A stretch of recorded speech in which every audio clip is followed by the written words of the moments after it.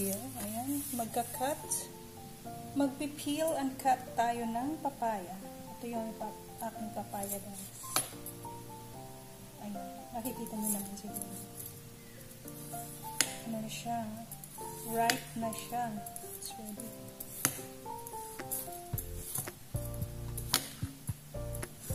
Peel natin.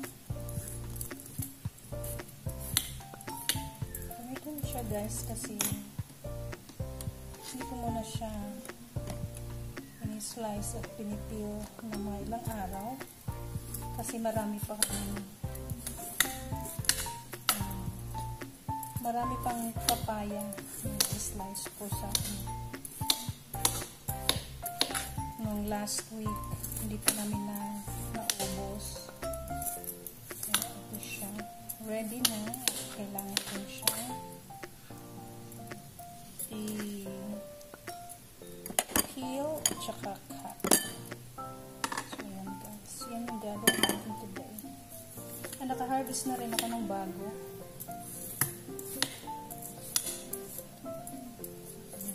The same yung sa pangalawang tree.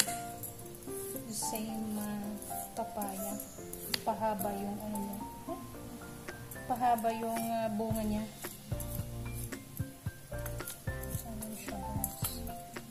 Ready na. Yan kasi pag marami kang itinanim, marami ka rin aanihin. Hindi na namin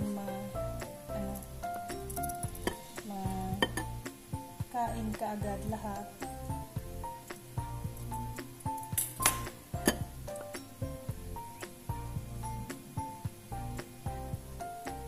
Linisin muna natin bago natin i-cut at i-save yung niya, yung seeds. Ayan, matamis siya guys. Ito pala yung nila, sinasabi nilang red lady. Red lady papaya. Wala akong alam, basta papaya lang yung alam ko. Marami palang klase dyan.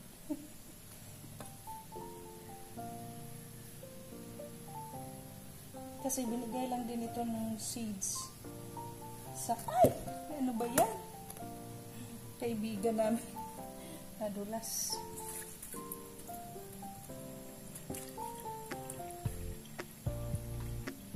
Binigay ito ng aming kaibigan. Ano ba yun? Ay, nadulas eh. Nadulas. Sorry na guys.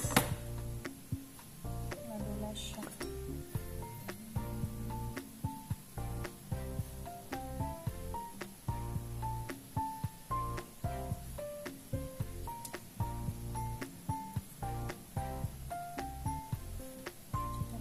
Linisin ang mabuti.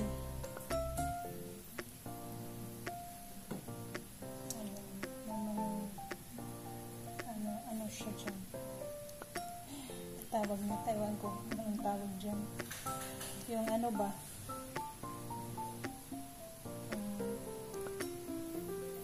Parang butas. Linisin muna natin. Bago natin i-cut. So, make sure na malinis na siya.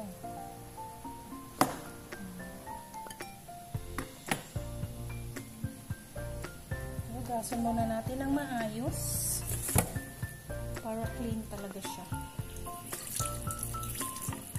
So, ayan guys. Hugasan ko muna dito.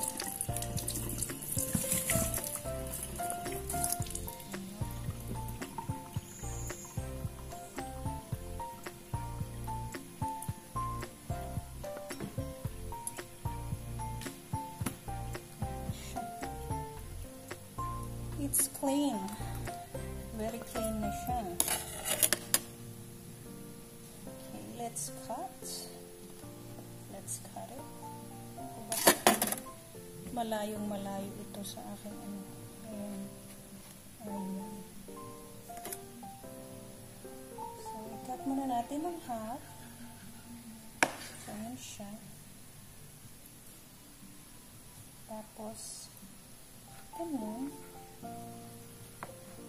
Ayan, ang daming seeds. Ang daming seeds, guys. Ayan. Marami siyang seeds. So sure if save ko itong seeds. Alam nyo ba, guys, na maraming uses ang seeds ng papaya? May mga nakikita akong vlog na it's very healthy to take papaya seeds. Yung iba,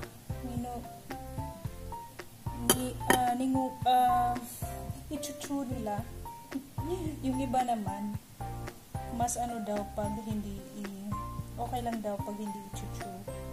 Na-try namin ng mga ilang araw at hindi na kami ng asawa ko hindi na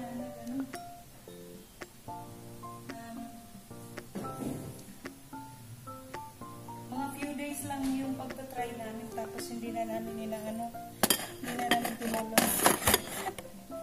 Not so sure bakit hindi namin tinuloy. Kaya ayun, i-save natin ang seeds. Sayang naman. Guys, lalagay ko siya dito. Ayan, para ma-save natin. Marami kasi siyang seeds.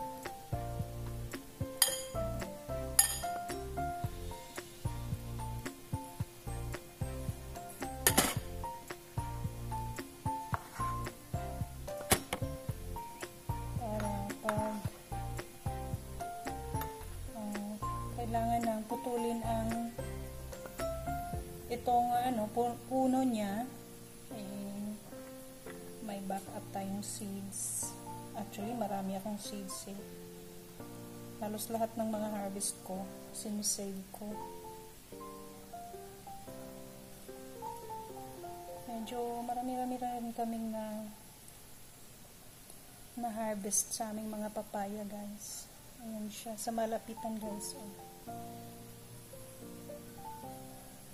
Malalaman mo talaga na very sweet kasi ayan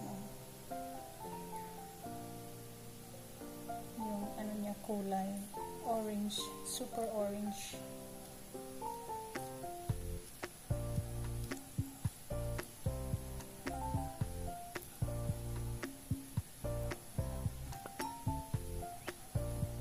So slice na natin. Aking lagayan. Naka-ready na rin.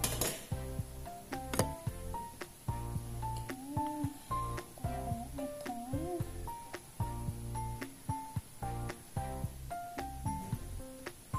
Paganyan na lang siguro. Ang ginagawa niya sa busy din siya guys yung asawa ko. Nag-garden siya. So, ayan guys. Ayan siya. Very yummy. Ayan. Very yummy kasi napaka-orange niya.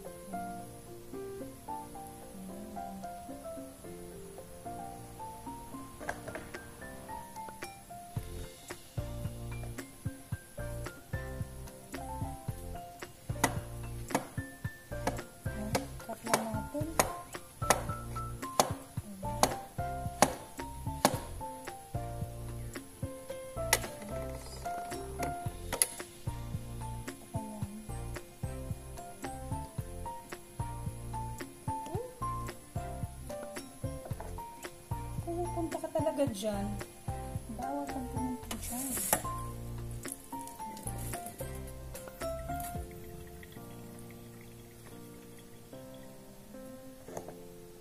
Maghuhugas na ako ng kamay guys. Don't worry.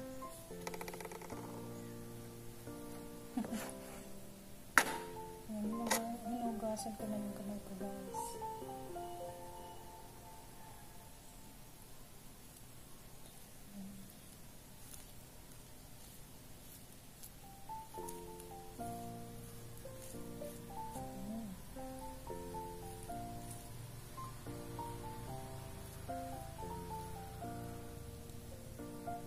Itong aming papaya guys, nagdala nga ako nung last time na bumisita ako sa mama ko sa Cebu. Nagdala ako ng dalawang papaya. Ako, Diyos ko po, ang bigat. Kasi malalaki yung mga papaya, green pa. Wala pa kasing hinog. Timing na wala pang hinog. Nagdala ako ng green. Dalawa lang. Pero ang bigat. Siguro mga tatlong kilo siguro isa. Ng mga dinadala ko na papaya.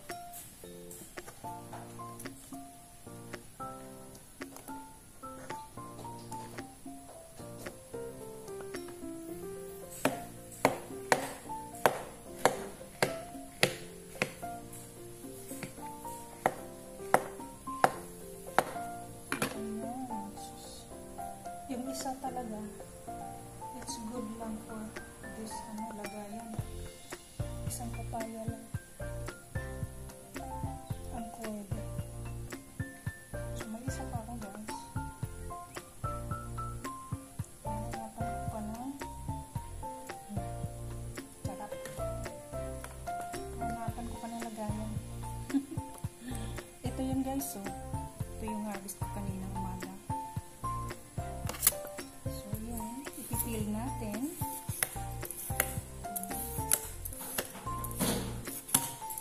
Inuto ko siya sa may ano niya guys, kasi nilalanggam siya. Ewan ko bakit yung langgam paano nakapunta doon sa taas ng puno. I have a video there. Huh? Yeah, because I have no assistance. You know? I know. Okay. That's okay. That is okay. But I need, please, another box, please. Because it's already full. Yeah. If you can. The other box, man.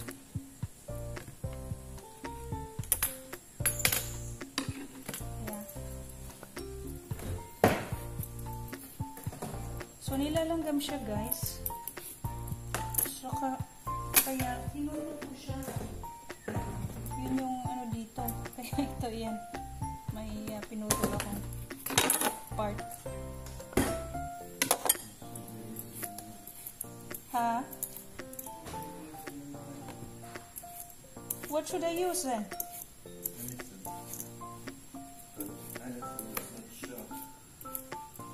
It's alright. I'm careful naman. I am. Oh, I'm nearly finished. Wala na siyang tiwala. Paano ko kaya ikakat to guys pag walang knife, no? Aking asawa, hindi iniisip. Paano na lang pag wala akong pag hindi ko nagagamit ng knife, paano ko man siya ikat.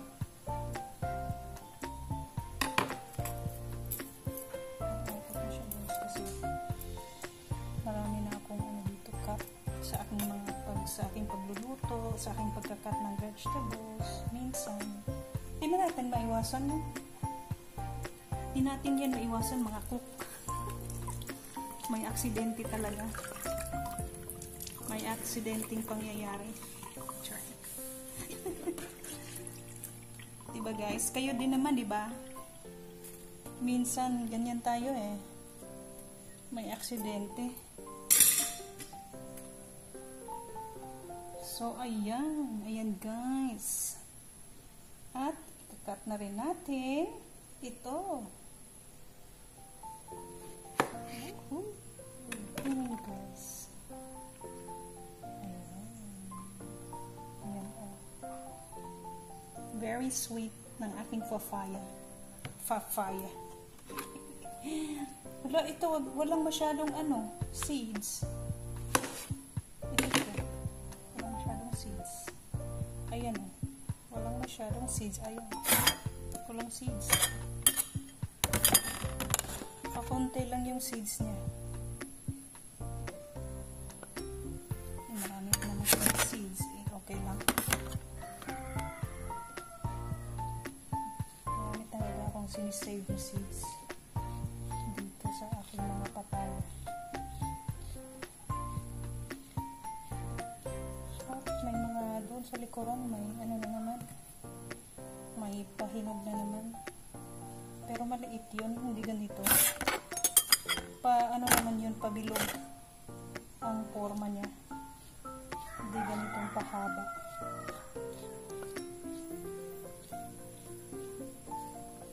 Yan guys, kumusta naman kayo dyan? Kumusta ang mga buhay-buhay natin dyan?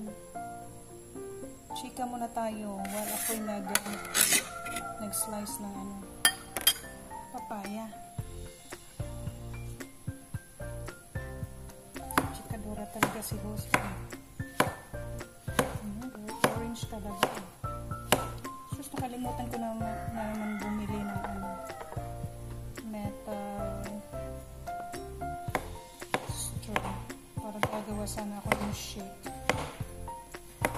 Papaya shake.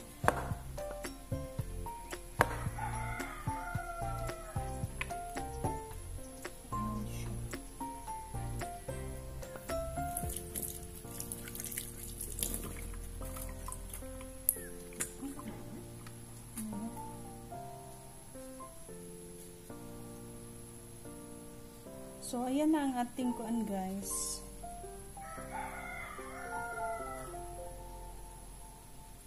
So, ayan siya guys. Oh, pag hindi niyo masyadong makita. Ayan siya. Ayan yung ano niya.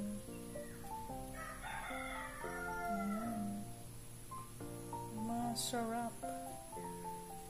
At salamat guys sa panonood. Yan lang. Ano na natin ang ating pagkakat ng papaya. Yan, konti na lang. At ikakat ko na siya. I-finish ko na ang pagkakat. Thank you for watching. Bye everyone. Hindi ko mapindot. Sorry po. Naghugas kasi ako ng kamay. Ayan, maraming salamat sa panonood.